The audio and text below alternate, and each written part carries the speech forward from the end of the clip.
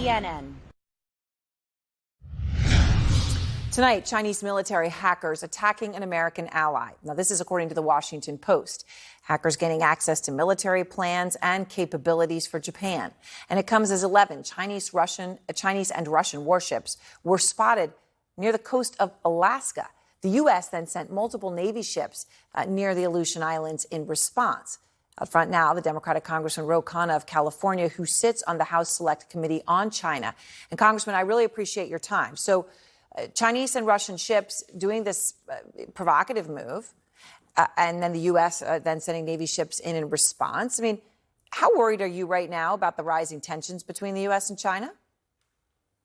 I'm concerned, but the Chinese should be under no illusion. The United States has naval superiority in the Pacific.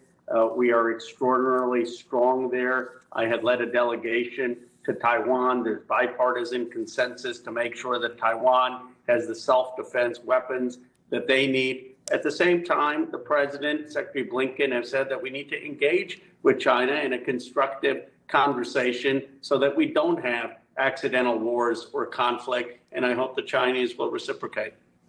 Well, this is at least the second time in a year that Chinese and Russian ships have come close to Alaska. I mean, today, Congressman, former President Trump weighed in on the incident.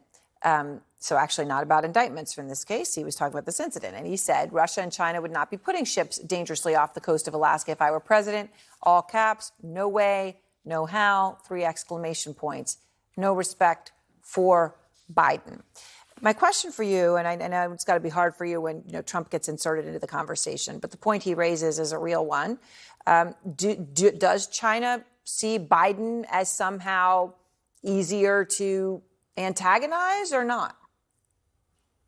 No, let's just look at the facts. I mean, the facts are that the export controls that President Biden has implemented with Jake Sullivan have been stronger than anything in the past. I mean, the controls are not sending sensitive semiconductor technology, not sending advanced AI technology, all under President Biden. This president has actually brought some of the manufacturing home, trying to bring home production from China. And this president has helped put new bases near the Philippines, helped strengthen our presence in Japan, helped make sure that we have naval superiority. So I don't doubt that China has become more aggressive, but I don't think this is the time to play partisan politics.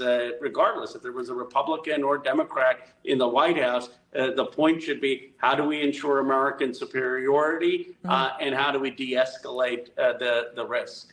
Congressman, I want to ask you about one other topic. You and I have talked about this before. That's Senator Dianne Feinstein. And there are reports that she's given power of attorney to her daughter. Obviously, she is from your state, Dianne Feinstein is. And this raises some new questions about her health. And I want to play for you, Congressman, a recent moment during a hearing. I know you know about it, but just in case anyone didn't hear about this did raise some concern about her. She is, of course, a sitting senator. Clerk will call the roll. Senator Feinstein.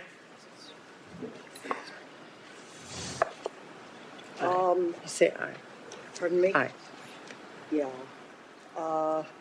Just say I would like to support a yes vote on this. It provides $823 billion. That's an increase of $26 billion for the Department of Defense. And it funds priorities submitted. Yeah, just say aye.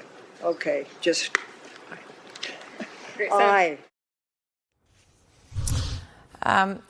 Congressman, of course, you called for Senator Feinstein to resign when she had been absent from the Senate for 10 weeks with health issues. When she returned, you did stop those calls. But how do you feel about this now? Well, it's sad to watch. I have such great admiration for Senator Feinstein for her career, what she's done for public service.